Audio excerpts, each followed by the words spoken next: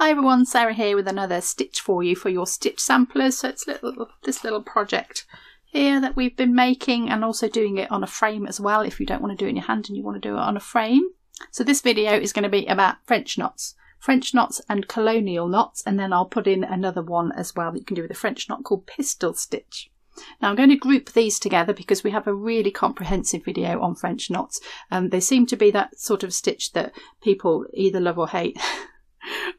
Depending on whether they can do them or not, and they seem to be one people get stuck on, so we made a whole video on that. You can see that up here, what to do if it goes wrong, why it's going wrong, and lots of information about French knots. So do go and check that one out, but I am going to go over them here, and I'm going to talk about a Colonial knot as well, which is a French knot with another stage in it, and then we can do these Pistil stitches as well with a French knot. So I'm going to demonstrate on the frame here. It is easy to do it with you've got two hands free, but I will do it on the handheld one as well, and it's different for left-handed people and right-handed people, so I will demonstrate that too.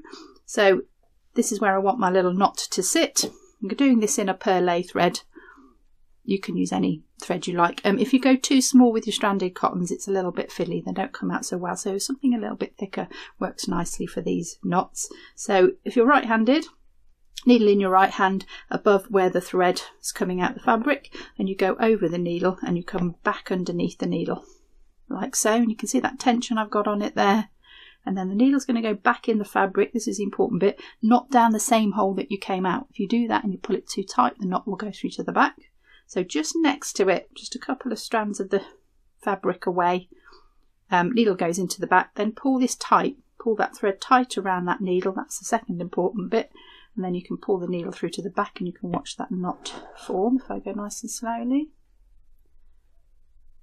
There we go, let's do another one. Thread towards you, needle above, thread goes over the needle and it comes back. I'm just going to wrap once on this occasion. Needle goes near to where you came out but not down the same hole. Pull the thread tight around the needle through to the back.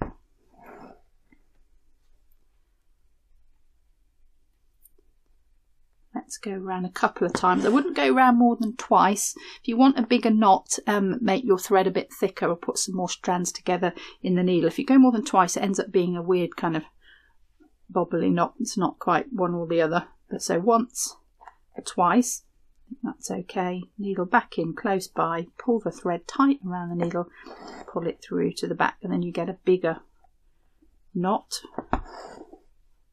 Once or twice. Needle in, pull the thread tight. You can actually let go of that once you've pulled it tight, which will become important when we do it on the handheld one. So let's try left-handed. Now I'm not left-handed, so it's going to look a little bit awkward, but needle now goes in your left hand, thread is towards you, needle is above it. You wrap over the needle and you wrap back. You're kind of pulling that down with that thread. Needle goes in close by. Pull that tight around there. You can actually let that go once you've pulled it tight. Pull it through. Obviously pull it through with the other hand. So left-handed one more time. Needle in the left hand, thread in the right, over and back. Let's go around twice. Once, twice, pull it tight. Needle goes in, tight around there, through to the back. So let's do a Colonial knot. So what we're going to do now is the same as we've just done with an extra move at the beginning. So right-handed, thread comes towards me, needle in my right hand. Instead of wrapping over, we're going to do something else first. I'm going to turn my needle so it's straight up, so it's parallel with that thread, and I'm going to scoop underneath it and kind of hooking that up onto the needle. And if I turn my needle 90 degrees, it's sort of hooked over it the other way, and then you can do a French knot over that, so then it's over the needle and back, so you've kind of got that extra loop around there. Then it's exactly the same, so needle goes close to where you came out, pull that tight, needle through to the back. That will give you a bigger knot. So that's another way of having a bigger knot if you want. One is to do a Colonial knot, so I'll do that again. I'm going to scoop underneath, so needle goes parallel to the left, scoop underneath that, turn the needle 90 degrees so the thread is hooked over the needle. Then we do a French knot, over and back, needle in, pull thread tight, pull it through to the back. I'll try and do one of those left-handed. This is going to be a bit more awkward. So needle goes parallel on the right hand side now, you scoop under, you turn your needle 90 degrees, then you wrap French knot, so you wrap over once, needle goes into the fabric, pull that tight and through. So you're just mirroring what I'm doing for the right basically, and then you get a much bigger knot on that.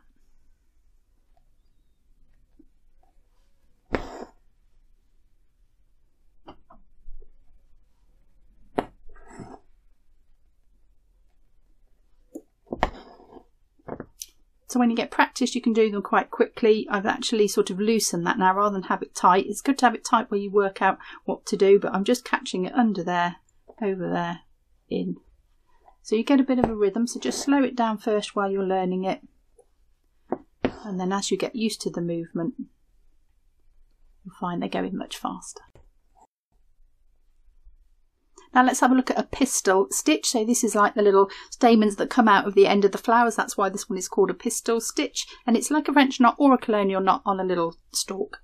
So we're going to do the same as we've done before. Let's do a French knot, and I'm doing it right-handed. So I'm just going to go over the needle and back. And instead of going down right next to where I came out, forming my knot, I'm now going to come out up here. So get a little bit of a stem on it. And then if you pull that tight, just hold that tight around the needle, pull it through, and you get that little French knot on the end of a stem.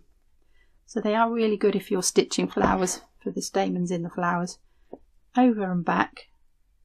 Take your needle away from where you came out, and that little stem, that will be as long as you want your stamen to be.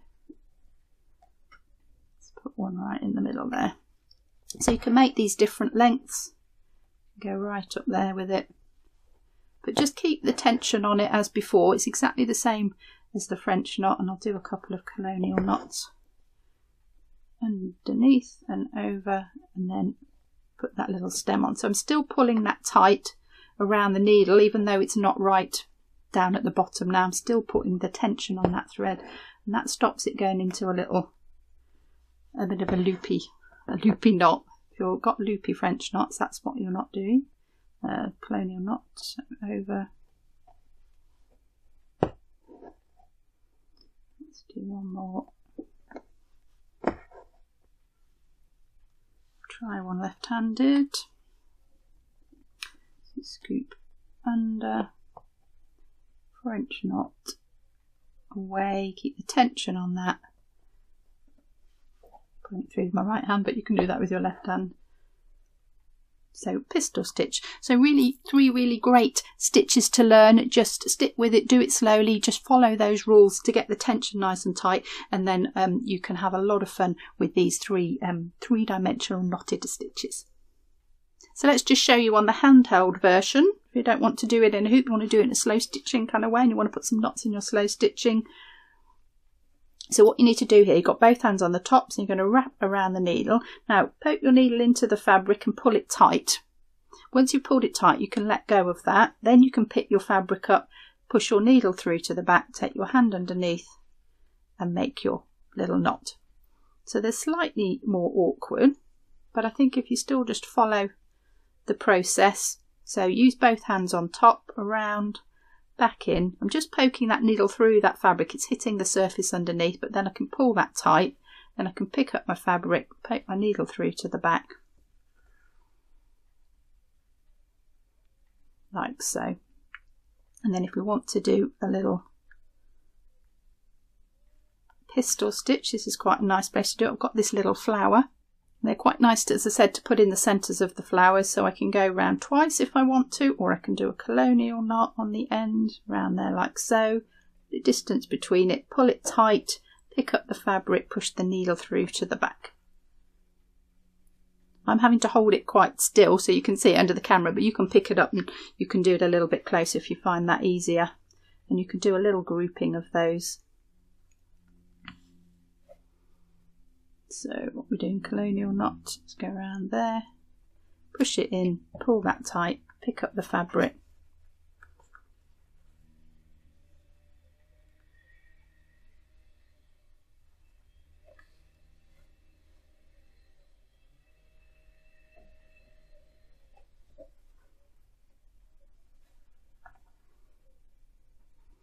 like so. So I suggest maybe trying it in a frame first and then do it handheld, so that you've got a good rhythm. You're into the rhythm of the stitch and you know what you're doing, and then you can do it handheld.